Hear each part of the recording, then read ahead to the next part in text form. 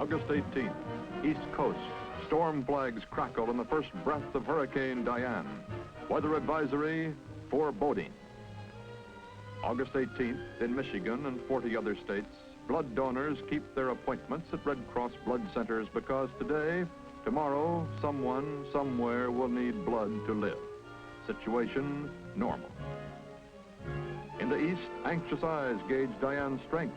Intensity increasing. Red Cross volunteers train as nurses' aides. They will help nurses and doctors in hospitals and clinics.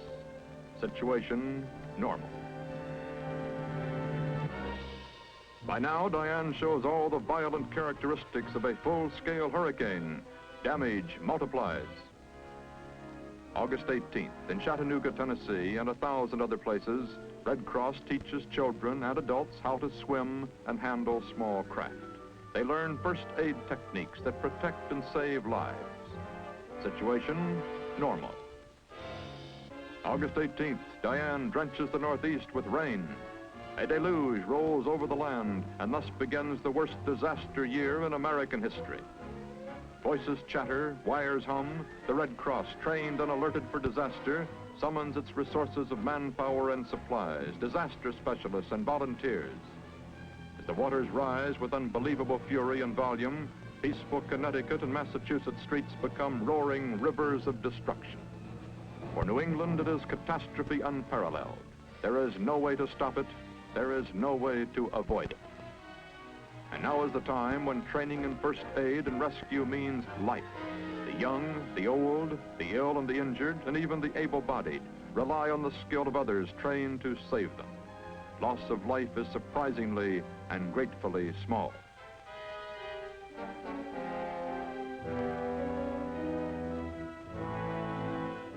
Property loss is tremendous.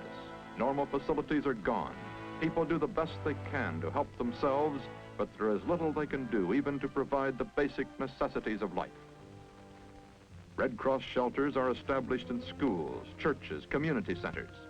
Now is the time Red Cross volunteers trained in emergency mass feeding stave off the hunger of thousands, both young and old.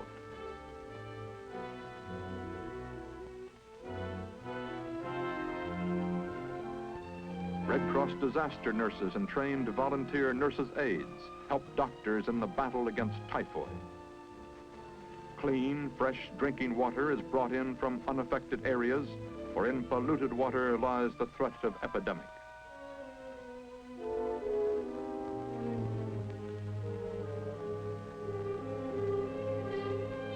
Where is my mother?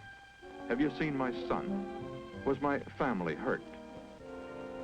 Queries pour in from the ravaged areas and from every corner of the land. Red Cross two-way emergency communications must be expanded to answer these questions.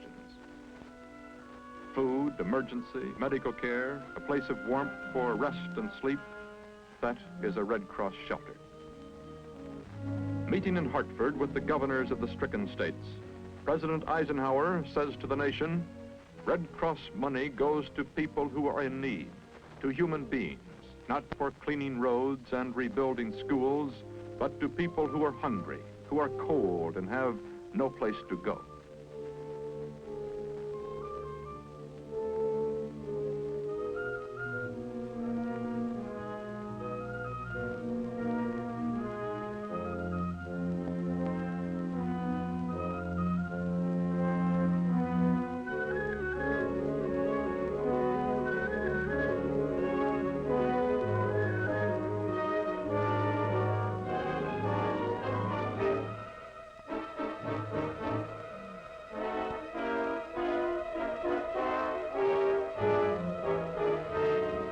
Water subsides, leaving a kind of paralysis. The enormity of their loss comes through to people. The task of trying to rebuild their lives, their homes, their business, their town, staggers them. Where to begin? What to do?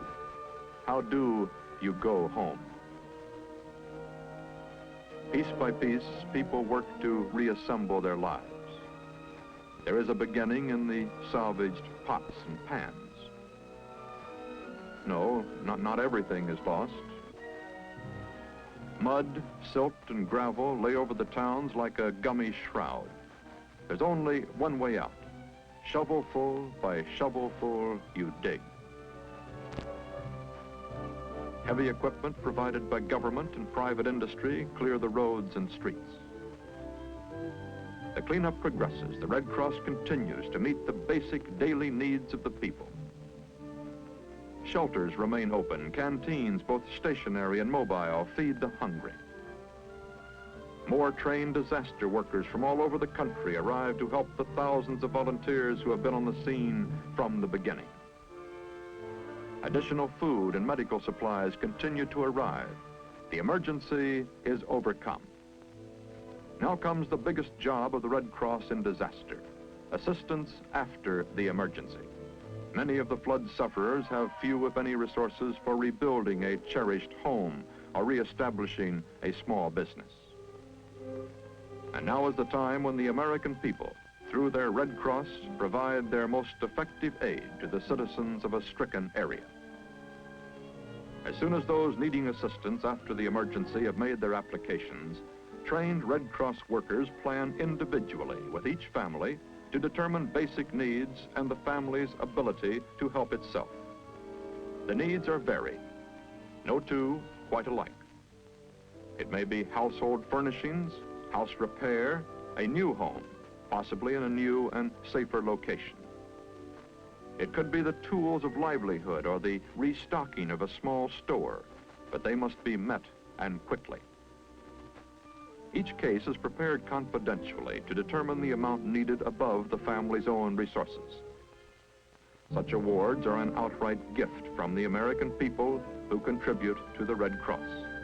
When the plan is complete, it is submitted by number to an advisory committee of their own townsmen who will remember August 18th. Once the award is agreed upon, the job of restoring the families to normal living begins. By early October, the flood has long since left the headlines, and the biggest part of the Red Cross job is well underway. In other parts of the country, the Red Cross carries out its responsibility for other basic programs. Important among these are its aid and guidance to men in the armed forces, at home and overseas, and to their families in times of personal or financial difficulty. Bringing help and comfort to the recreation rooms and wards of military and veterans hospitals, or assisting doctors and hospital technicians in their clinical work. There is the never-ending responsibility of providing blood and blood derivatives without charge to almost half the nation's hospitals. Junior Red Cross, interesting the young people of the country through their schools in programs of community service, international understanding, and leadership training. And teaching thousands of young people and adults the techniques of effective home care of the sick, or prospective parents the fine details of infant and child care. By mid-November, through the ravaged area of the northeastern states, people resume the normal pattern of their lives.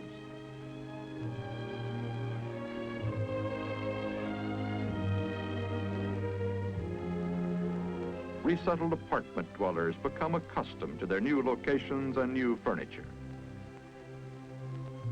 Many of those whose homes suffered damage are hoping to spend Thanksgiving under their own roofs. Is this just a new house, or is it more than that? Consider the joy of an elderly retired couple who thought life was ended for them when their little home, the work of a lifetime, was washed away.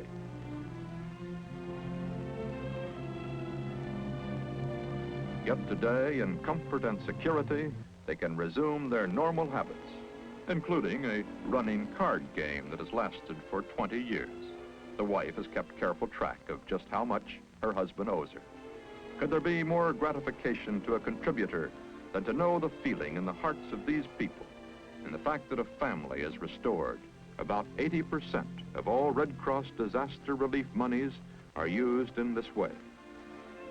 The work of the advisory committee, though concerned with individuals and families, contributes to the recovery of the entire community, part of which means help for the small businessman. New stock for the hardware store, equipment for the shoemaker, tools for the watchmaker, an oven and fixtures for the pizza baker. All are important to this town. They help make it a self-sufficient, integrated unit of living. It makes no difference where disaster strikes. On the Red Cross maps, there are no areas off limits.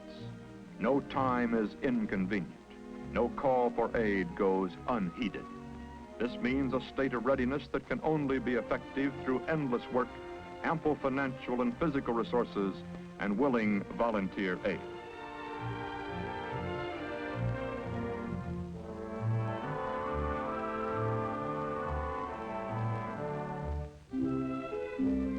For thousands of families in eastern United States, like this young Hartford family of 8, Christmas 1955 has a special meaning.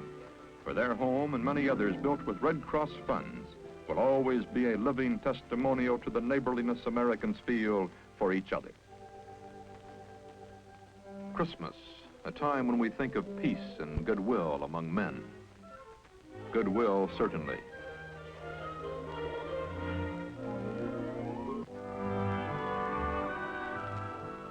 Peace, not quite. For at this very moment, disaster strikes again. Floods in California, their worst disaster since the San Francisco earthquake. And again, the Red Cross, locally and nationally, mobilizes to help the stricken thousands. Catastrophe in the east, catastrophe in the west. The worst disaster year in American history. Red Cross disaster expenditures reach an all-time high of more than $27 million. But nature keeps no books, neither in money nor human suffering. Disaster can and will strike again.